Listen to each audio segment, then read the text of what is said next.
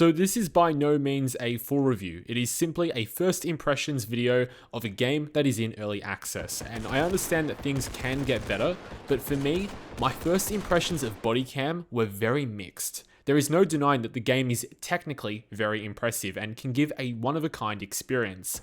But after a couple of hours, I personally felt that there are two key obstacles Bodycam needs to overcome in order to really grab at a bigger audience for a sustained period of time. I'll touch on these two obstacles in a moment, but first, if you haven't seen it, Bodycam is a hyper-realistic tactical first-person shooter in which the main draw is that your view is from the worn body cam of the characters you control.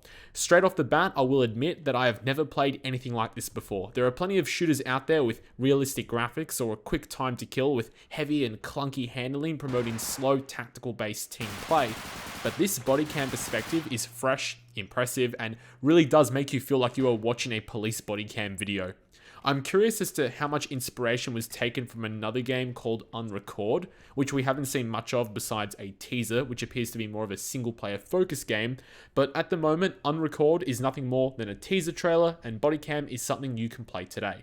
The two young French developers from Raysard Studio have done a fantastic job in pushing Unreal Engine 5 to the maximum and producing a visually impressive product. The first few games I played, I got absolutely belted. I struggled to get used to the Bodycam perspective, and much like an actual Bodycam video, it was difficult to make out enemies. Also, when the map turned into nighttime, it became a game of chicken because despite not being able to see in the pitch black night, I was only sparingly trying to put my torch on out of fear of giving away my position.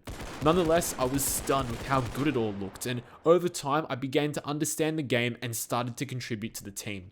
In early access, we can play a 10-man deathmatch, 5v5 team deathmatch, and a 5v5 body bomb mode. Body bomb is essentially where one team plants a bomb anywhere they like and the other team has to defuse it.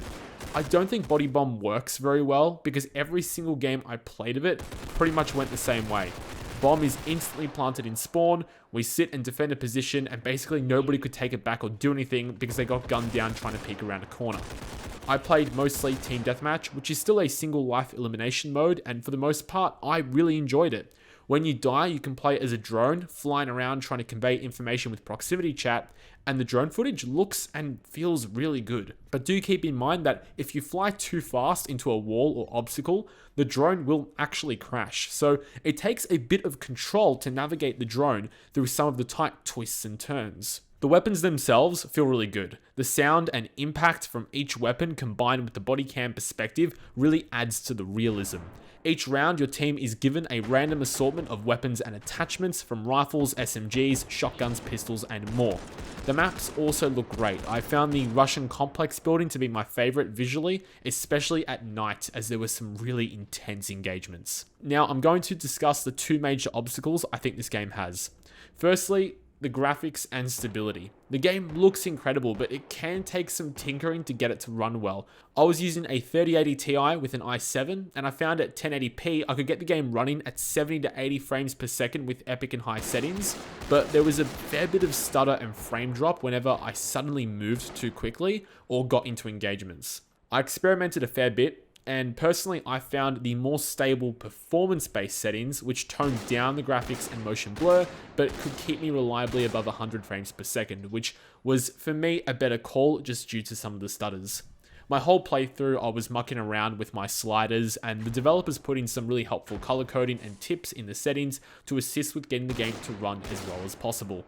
But there is no getting around the fact that you will need a strong spec PC in order to get the maximum feel out of this game.